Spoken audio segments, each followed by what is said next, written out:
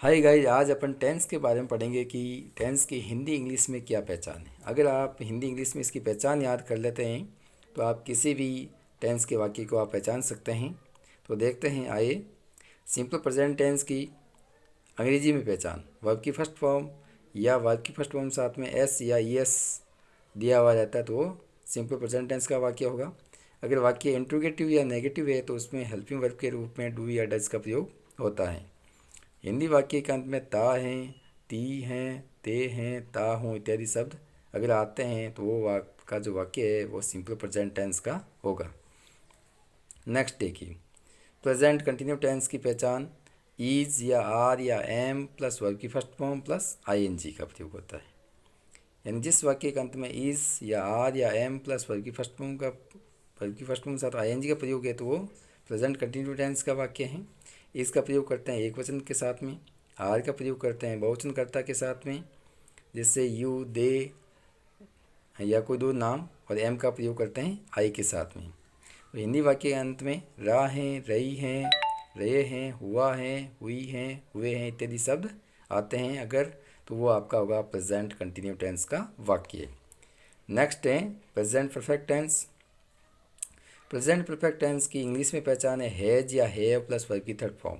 Has का प्रयोग करते हैं एक वचनकर्ता के साथ में, ही, सी, इट या कोई एक नाम के साथ में, और हैव का प्रयोग करते हैं बहुवचनकर्ता के साथ में, आई, वे, यू, दे या कोई दो नाम के साथ में हैव का प्रयोग करते हैं।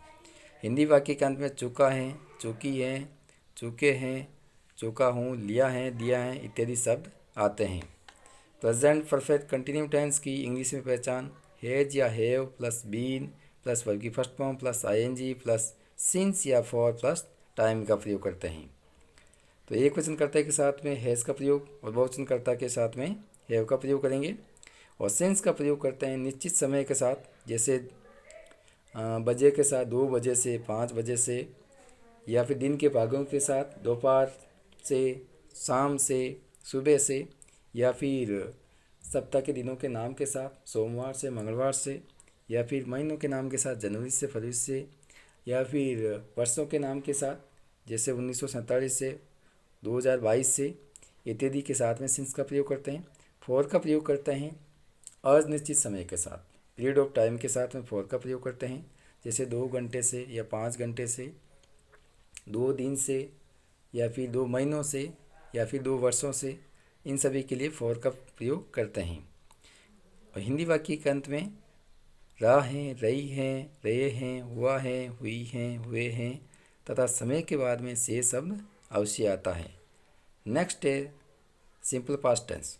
सिंपल पास्ट टेंस की पहचान होती है तो वर्ब की सेकेंड फॉर्म आएगी, या फिर डिड का प्रयोग करते हैं इंट्रोगेटिव या नेगेटिव वाक्य में। हिंदी वाक्य के अंत में ता था, ती थी, ते थे, आ, ई, ए इत्यादि शब्द आते हैं। नेक्स्ट है पास्ट कंटिन्यू टेंस की इंग्लिश में पहचान वाज या वर प्लस वर्ब की फर्स्ट फॉर्म के साथ में आईएनजी का प्रयोग। वाज का प्रयोग करते हैं ही, सी, इट और आई के साथ में वाज का प्रयोग करेंगे, यानी कि एक वचनकर्ता के साथ में। वर का प्रयोग करते हैं यू, वी, दे या कोई दो नाम के साथ में वर का प्रयोग करते हैं। हिंदी में पहचान होगी इसकी रहा था, रही थी, रहे थे, हुआ था, हुई थी, हुए थे इत्यादि शब्द आते हैं। पास्ट परफेक्ट टेंस की इंग्लिश में पहचान हेड प्लस वर्ब की थर्ड फॉर्म का प्रयोग करेंगे, और हिंदी में इसकी पहचान होगी चुका था, चुकी थी, चुके थे, लिया था, दिया था इत्यादि शब्द आते हैं। नेक्स्ट है पास्ट परफेक्ट कंटिन्यू टेंस की इंग्लिश में पहचान हैड बीन प्लस वर्ब की first form plus ING plus since या फॉर प्लस टाइम। तो मैंने आपको पहले भी बता दिया, सिंस का प्रयोग करते हैं निश्चित समय के साथ में, ठीक है, और फॉर का प्रयोग करते हैं अनिश्चित समय के साथ में, ठीक है। तो इसकी हिंदी में पहचान होगी रहा था, रही थी, रहे थे, हुआ था, हुई थी, हुए थे तथा समय के बाद में से शब्द अवश्य आता है। नेक्स्ट है सिंपल फ्यूचर टेंस की इंग्लिश में पहचान विल या सेल प्लस वर्ब की फर्स्ट फॉर्म। विल का प्रयोग करेंगे अपन आई और वी को छोड़ करके, सभी कर्ताओं के साथ विल का प्रयोग करेंगे। सेल का प्रयोग आई और वी के साथ में करेंगे, और हिंदी वाक्य के अंत में इसकी पहचान होगी गा, गे, गी। जिस वाक्य के अंत में गा, गे, गी अगर दिया हुआ है तो वो सिंपल फ्यूचर टेंस का होगा। नेक्स्ट है फ्यूचर कंटिन्यू टेंस की इंग्लिश में पहचान विल या shall plus be plus verb की फर्स्ट फॉर्म प्लस आईएनजी का प्रयोग। तो विल का प्रयोग करेंगे अपन यू, दे, ही, सी इन सब के साथ में। विल का प्रयोग, शैल का प्रयोग केवल आई और वी के साथ में करेंगे। हिंदी वाक्य के अंत में रा होगा, रही होगी, रहे होंगे, हुआ होगा, हुई होगी, हुए होंगे इत्यादि शब्द आते हैं। नेक्स्ट है फ्यूचर परफेक्ट टेंस की इंग्लिश में पहचान। विल या शैल प्लस हैव प्लस वर्ब की थर्ड फॉर्म। तो विल का प्रयोग करेंगे अपन ही, सी, इट, यू, दे इनके साथ विल का प्रयोग, और शैल का प्रयोग केवल आई और वी के साथ में करेंगे। हिंदी वाक्य में चूका होगा, चूकी होगी, चूके होंगे, लिया होगा, दिया होगा इत्यादि शब्द आते हैं। नेक्स्ट फ्यूचर परफेक्ट कंटिन्यूअस की पहचान इंग्लिश में विल या shall plus have plus been plus verb की first form plus ING plus since या फॉर प्लस टाइम का प्रयोग। एक बार वापस बता देता हूँ मैं आपको कि अपन सिंस का प्रयोग करते हैं निश्चित समय के साथ में, यानी पॉइंट ऑफ टाइम के साथ। जैसे 2 बजे से 5 बजे से इनके साथ सिंस का प्रयोग करेंगे, या दिन के भागों के साथ में, सुबह से, दोपहर से या शाम से, या फिर दिनों के साथ में, सोमवार से मंगलवार से, या फिर महीनों के साथ में, जनवरी फरवरी, या फिर वर्षों के साथ में 1947 1945 इन सभी के साथ में सिंस का प्रयोग करते हैं।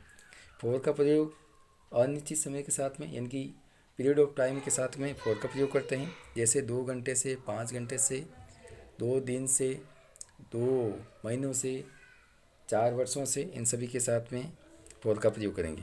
तो हिंदी वाक्य के अंत में रा होगा, रही होगी, रहे होंगे, हुआ होगा, हुई होगी, हुए होंगे तथा समय के बाद में से शब्द अवश्य आता है।